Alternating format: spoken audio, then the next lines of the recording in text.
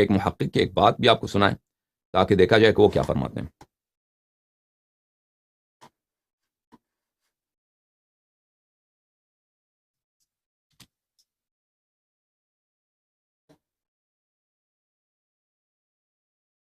تو یہ جو لفظ مولا کے لحاظ سے اولا معنی لینا، اولا،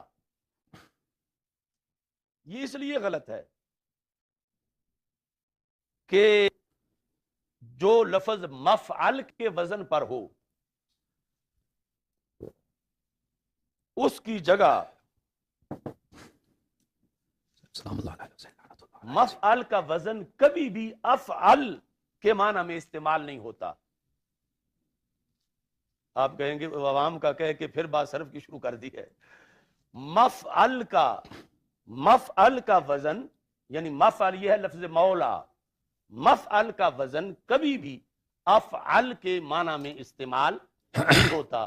تو اگر یہاں مولا کا معنی اولا لے تو پھر کیا ہوگا کہ مفعل کا وزن جو ہے وہ افعل کے معنی میں استعمال کیا جا رہا ہے.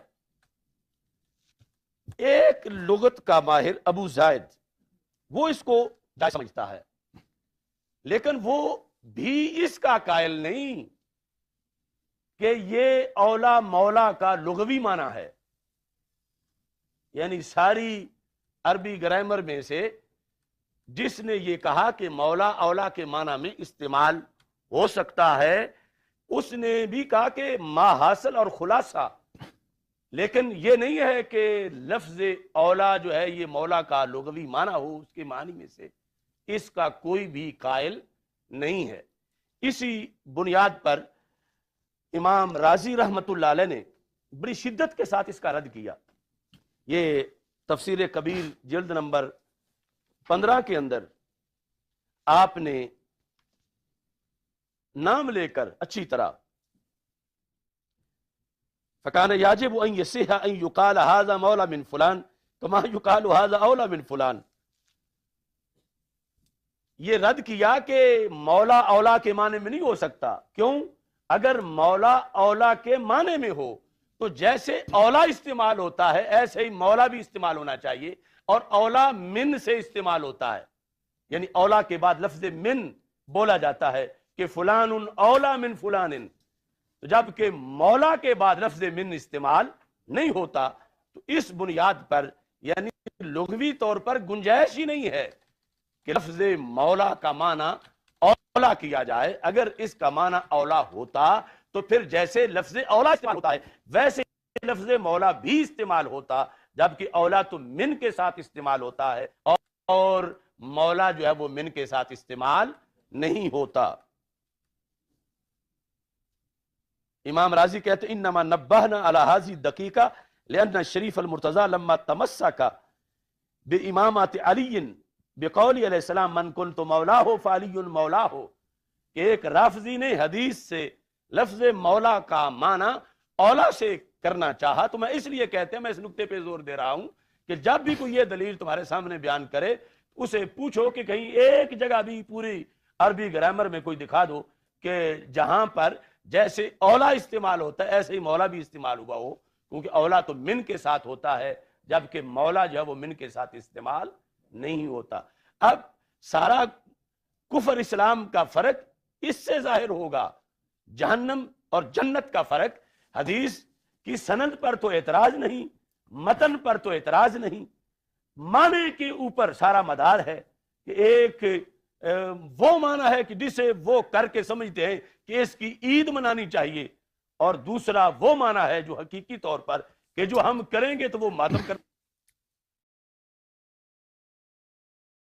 ٹھیک ہے عزیزو، آپ نے سنا، ان کا نام مجھے نہیں آتا کیا نام ہے اس شخص کا، یہ کوئی کٹر انٹائشیا مولوی ہے پاکستان کا، اور میں نے سنا ہے کہ اس شخص نے چیلنج بھی دیا شیعوں کو مناظرہ کرنے کی. تو میں یہیں پہ اعلان بھی کرتا ہوں کہ اگر یہ صاحب اہل گالی نہیں ہے، اہل فحاشی نہیں ہے، اور اگر انہوں نے کبھی اہل بیت طاہرین علیہ السلام کو گالی اگر سابقاً دیا ہو تو بھی اس ہمارے گفتگو کے اہل نہیں ہیں. تو اگر یہ باتیں ان میں نہیں ہیں تو ہم جتنے بھی اختلافی مسائل ہیں ان میں سے کسی ٹاپک کا وہ انتخاب کریں، شرائط بھی وہ اپنا انتخاب کریں. اگر کوئی ایسا شرط رکھتے ہیں جو ہمارے لیے ناممکن ہے، مثلا شرط رکھتے ہیں کہ آپ پاکستان نہ جائیں، تو وہ ہمارے قدرت سے باہر ہے، سفر کرنا ہمارے لیے ممکن نہیں ہے، بالخصوص پاکستان، جان کو خطرہ ہے. لیکن باقی جو شرط رکھتے ہیں، جو موضوع وہ انتخاب کرتے ہیں، ہم حاضر ہیں کہ ان کے ساتھ ان اختلافی مسائل جو ان کا دل چاہتا ہے، توحید پہ چاہے، امامت پہ چاہے، متاعن ابو بکر پہ چاہے، سلف صحابہ کے کرتوتوں پہ چاہے، عقیدہ امامت پہ چاہیے، تحریف قرآن پہ چاہیے، فدق کے مسئلے پہ، جو بھی یہ چاہیں یہ شخص یا اس جیسے دوسرے جو بھی مولوی ہیں، اگر یہ بشرط کہ اہل علم ہو، اہل گالی نہ ہو.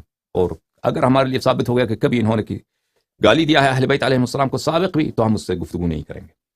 اگر ایسے لوگ، اگر یہ شخص جن کی تصویر آپ نے دیکھا، یہ مولوی جو ہے پتہ نہیں کیا نام ہے اس کا، ٹھیک ہے نا، یہ کوئی بریلوی ہے، اس جیسے دوسرے، ہم حاضر ہیں انشاءاللہ تبارک و تعالی ان کے ساتھ گفتگو کریں، علمی گفتگو کریں انشاءاللہ تبارک و تعالی. اب آپ نے دیکھا کہ ان حضرت نے بھی، اس مولوی نے بھی کوئی حدیث غدیر سیمینار رکھا ہے، اور اس حدیث غدیر سیمینار میں انہوں نے کہا کہ اہل لغت سب نے انکار کر دیا ہے کہ کیا ہے، کہ مفعل افعل کے معنوں میں آتا ہو. صرف ایک شخص ہے ابو زید، وہ ابو زید کا نام بھی اس کو نہیں معلوم، ابو زید کون ہے، وہ اس کی کتاب کیا ہے، ریفرنس دے دو، کیونکہ اس نے کوئی پڑھا ہوگا، کوئی آلوسی کی کتاب پڑھا ہوگا، یا تحفہ اثنا عشریہ کی جو ترجمہ ہے اردو زبان میں پڑھا ہوگا، تو اسی سے وہ نقل کر رہا ہے، کیونکہ وہاں پہ ابو زید کا اسم نہیں ہے یا اس کا کتاب کا ذکر نہیں ہے. تو اس کے متعلق اس نے کہا کہ صرف ابو زید نے اجازت دیا ہے، اور اس نے بھی یہ کہا ہے کہ یہ لغوی معنی نہیں ہے. وہ یہ جو جملہ نقل کر رہے ہیں، دیکھیں ملاحظہ فرمائیے، یہ کتاب تحفہ اثنا عشریہ میں نے آپ کو دکھایا، تحفہ اثنا عشریہ میں یہ ہے کہ سب اہل لغت نے انکار کیا ہے مگر ابو زید لغوی نے، کہ اس کو تجویز کیا ہے، اور اس کا تمسک ابو عبیدہ کا قول ہے اس آیت میں، سورہ حدید میں جو ہے، یہ مولاکم ای اولا بکم، لیکن جمہور اہل عرب در این تجویز و تمسک تختہ کردن. لیکن سب اہل عربیت نے ابو زید کو جو ہے کیا کیا، اس کو تختہ کیا ہے. اب دیکھو عزیزو، اب ابو زید کون؟ ابو زید تو کئی گزرے ہیں. ایک ابو زید لغوی جو ہے وہ یہ ہے، انباء الرعاة علی انباء النحات، جزء ثالث، چاپ دار الکتب العربی بالقاہرہ، سنہ 1986 کی چھپی کتاب، المطہر ابن سلار البصری النحوی اللغوی ابو زید المعروف بالسروجی، جو سنہ 583 میں اس کی وفات ہے. اب اس کی کوئی تعلیف ہمارے ہاتھ کو نہیں پہنچی کہ اس نے کس تعلیف میں یہ بات کی اور پھر دوسروں نے کہا اس کو رد کیا ہے. بہرحال ریفرنس ان لوگوں نے نہیں دیا، اس ابو زید کا نام بھی ذکر نہیں کیا ان لوگوں نے کہ وہ کون سے ابو زید ہیں. ان کی کتاب اب آپ لوگوں کا موقف مجھے معلوم ہے. آپ کہتے ہیں جلالی نے یہ کہا ہے، جلالی نے کہا ہے کہ شیعہ غلط کہہ رہے ہیں، یہ ہم حق پر ہیں، مجھے معلوم ہے. لیکن کوئی سامنے آ کر کہے نا، اگر جلالی مرد ہے تو میں نے اس کو کہہ دیا ہے پہلے، وہ آ کر مجھ سے مناظرہ کر لے پہلے اس کو. اچھا آپ ایک بات ہے نا، یہ مفتی ڈاکٹر اشرف آصف جلالی صاحب ہے نا، فدق کے موضوع پہ سب سے اہل سنت کی جسے کہتے ہیں شدت کے ساتھ موقف انہوں نے بیان کیا ہے، تو آپ ان کو دعوت دینا، گفتگو کریں. ابھی دیکھیں میرے بھائی، بات سنیں، میں نے پہلے ان کو دعوت دیا تو اتنی نہیں ہے نا.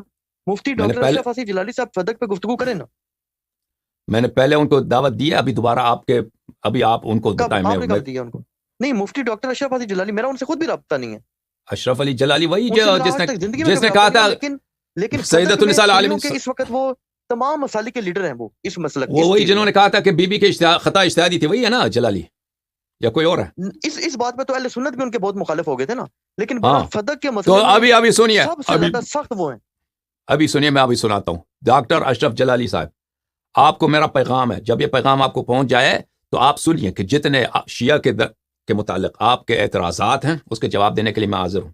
اسی طرح فدق کے معاملے پر، فدق کے مسئلے پر آپ گفتگو کرنا چاہیں، علمی گفتگو جب بھی چاہیں، جس شرائط بھی آپ رکھ لیں، میں حاضر ہوں. آپ زیادہ وقت لینا چاہتے ہیں، جو بھی شرائط ہیں، آپ ایسی شرائط نہ رکھیں کہ میرے ناممکن ہو. جہاں شرائط ممکن رکھیں لیکن سخت شرائط رکھ دیں، میں حاضر ہوں، آپ کے ساتھ مناظرہ کروں انشاءاللہ تبارک و تعالی، اور یہ ثابت کروں کہ ابو بکر جھوٹا تھا، ابو بکر غاصب تھا فدق کے ادعا پر، اور اس نے جیسے اس کی خلافت باطل تھی، اسی طرح اس نے رسول اللہ صلی اللہ علیہ وسلم پہ جھوٹی حدیث گڑی کہ انما معاشر الانبیاء لا نورث ما ترکنا صدقہ، اور فدق کو اس نے غصب کیا سید نساء عالمین سلام اللہ علیہ سے. یہ ہم ثابت کریں گے انشاءاللہ تبارک و تعالی. اور یہ کہنا کہ ان کی اجتہادی غلطی تھی، یہ نہیں، یہ شخص نہ اجتہاد کا مفہوم سمجھتا ہے اور نہ یہ اس کو پتا ہے کہ یہ تہمت، یہ اتہام بی بی سلام اللہ علیہ پہ نہیں ہے، یہ رسول اللہ صلی اللہ علیہ وسلم پر ہے کہ انہوں نے کیسے اپنے بیٹی کو نہیں سمجھایا کہ تمہارا میراث نہیں بنتی. ان کے ایک ہی شخص ہے جن سے میراث ملتا ہے، اس کو بھی تبلیغ نہیں کیا. قوا انفسکم واہلیکم نارا، کہ اپنے بچوں کو جہنم سے بچاؤ، ان کو بتایا بھی نہیں کہ آپ کے لیے حرام ہے. تو یہ تو سب سے بڑا جو ہے اتہام رسول صلی اللہ علیہ وسلم پر ہے. اور جناب حکم کرو. بس آپ نے اب یہ کلپ ریکارڈ کرا دیں، پھر مفتی ڈاکٹر اشرف حسیب جلالی صاحب سے گفتگو آپ کی ہوگی تو دیکھ لیں گے انشاءاللہ تعالی. آپ کیا دلائل دیتے ہیں وہ نہیں آئے گا بھائی، وہ نہیں آئے گا، وہ کبھی اس کی ضرورت نہیں ہوگی آئے گا. یاد رکھو یہ لوگ ضرورت نہیں کریں گے ہم سے بات. تقریباً 100% یقین ہے، وہ مجھے 100% یقین ہے کہ وہ آپ سے گفتگو کریں گے. حالانکہ میرا ان سے زندگی میں خدا کا کبھی رابطہ نہیں ہوا، نہ ڈائریکٹ نہ انڈائریکٹ، نہ ان کے کسی شاگرد سے. وہ بالکل میرا زندگی میں ان سے کوئی رابطہ نہیں ہے، لیکن مجھے لگتا ہے کہ وہ آپ سے بات کریں گے. مجھے پتہ نہیں لگتا ہی. ٹھیک ہے انشاءاللہ. اس کی ریزن ہے نا کہ پاکستان میں نا یہ ایشو بہت ہارڈ ڈیبیٹ ہوئی ہے، اس پر بہت شدید یہ معاملہ قومی سطح پہ اٹھ گیا تھا. اچھا، تو اس لیے اس پہ گفتگو مجھے لگتا ہے وہ آپ سے کریں گے. مجھے لگتا ہے، ہو سکتا ہے میری بات غلط ثابت ہو، یہ تو اللہ ہی غیب جانتا ہے. لیکن آپ نے یہ کلپ بنا دیں، اس میں آپ بے شک ان کو دعوت آپ نے دی ہے تو اس کو ویڈیو کلپ بھی ریکارڈ کرا دینا.